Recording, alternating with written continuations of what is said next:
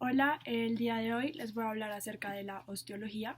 Entonces, básicamente nuestro esqueleto se divide en dos, en el esqueleto axial y en el esqueleto apendicular. El esqueleto axial es básicamente todo lo que está en el centro de nuestro cuerpo, entonces eso incluye el cráneo, la caja torácica, la columna vertebral, el esternón. En cuanto al esqueleto apendicular, es, son todos los miembros superiores e inferiores, o sea, se mueven con las extremidades. Y pues ahí tenemos, por ejemplo, la clavícula, el húmero, el omóplato, el radio, el cúbito, la muñeca, la mano. También estos huesos se dividen en largos, cortos, planos e irregulares. Entonces los huesos largos, también conocidos como huesos tubulares, son aquellos que predomina la longitud. Entonces, bueno, son básicamente huesos duros y densos y pues estos lo que hacen es brindar soporte como resistencia a la estructura y pues movilidad.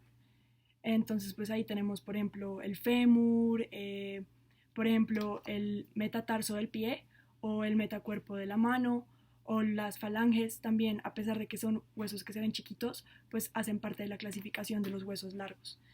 En esto tenemos una clasificación, o sea, cuando hablamos de epífisis, es un tejido esponjoso y cuando hablamos de diáfisis es un tejido más compacto. Ahora, bueno, acerca de los huesos cortos, básicamente los huesos cortos tienen como una estructura, son cuboidales. Entonces, pues acá, pues la mayoría contienen, o sea, en su mayoría contienen hueso esponjoso. Entonces, por ejemplo, tenemos el yunque, el martillo, el coxis, hace parte de los huesos cortos. Respecto a los huesos planos, bueno, básicamente los huesos planos lo que hacen es proteger los órganos vitales. Entonces, por ejemplo, el cráneo, si ustedes se dan cuenta, el cráneo es un hueso plano, porque fuera de eso también es como liso y protege un órgano vital que es pues el cerebro.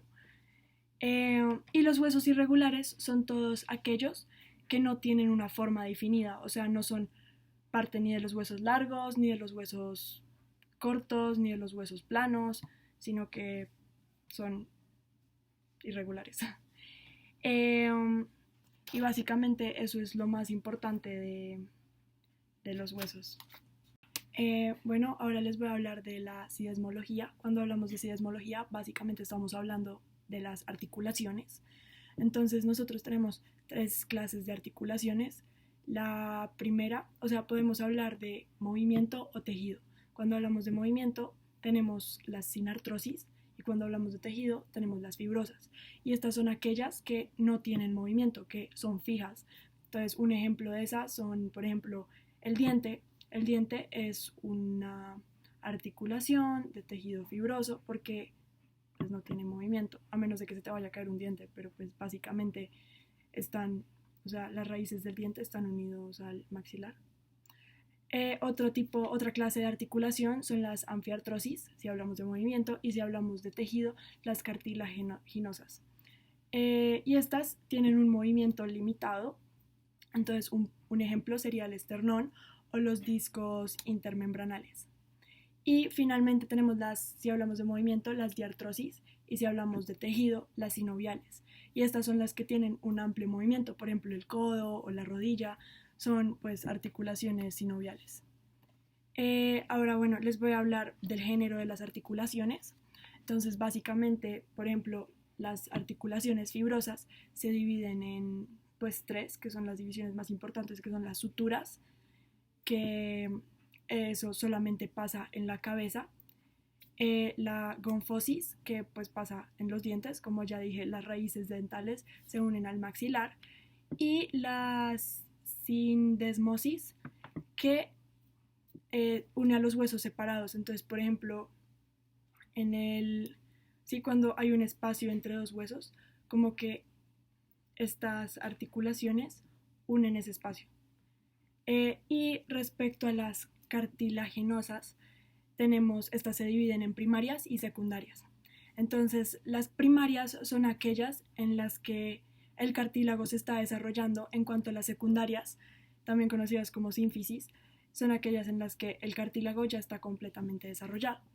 Ahora, acerca de las articulaciones sinoviales, que son aquellas que tienen como pues un amplio movimiento, tenemos diferentes tipos.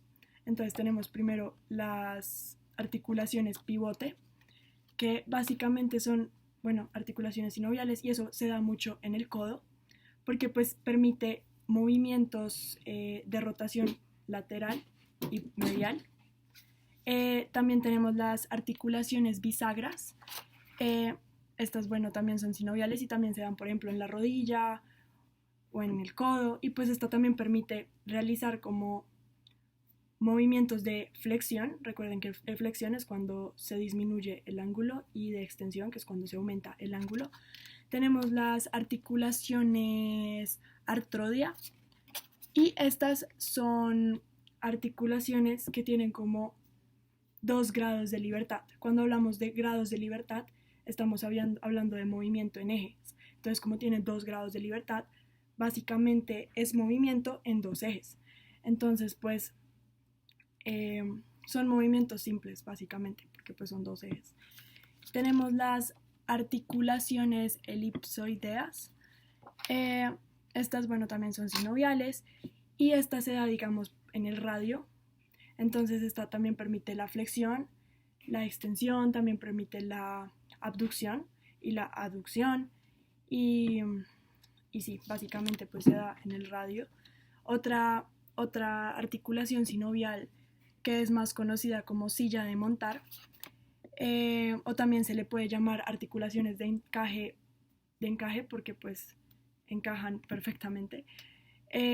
Esta, bueno, permite como movimientos en 2 planos distintos. Entonces se puede hacer también extensión, flexión, abducción, aducción, y sí. Otras articulaciones son las esféricas, también son sinoviales, y pues un ejemplo de estas, por ejemplo, en la cadera y en el hombro, y pues ahí también estas se caracterizan porque pueden hacer pues un libre movimiento como a toda dirección. Entonces pueden hacer extensión, abducción, aducción, rotación medial, lateral, o sea, se pueden mover a distintos lados. Y bueno, básicamente eso es todo lo de articulaciones.